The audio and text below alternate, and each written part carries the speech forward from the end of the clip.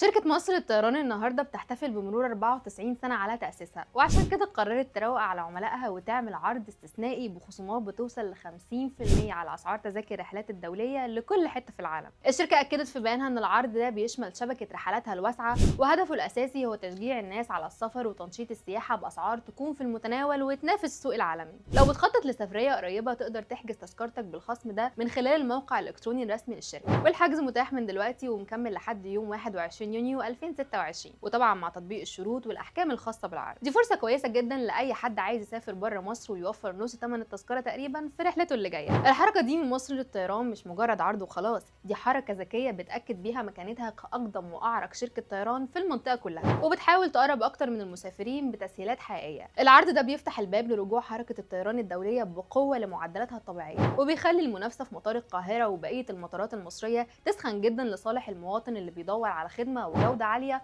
وفي نفس الوقت سعر يريح الميزانيه، وخصوصا ان الشركه بتطور اسطولها باستمرار علشان توفر تجربه سفر مريحه وامنه لكل الناس.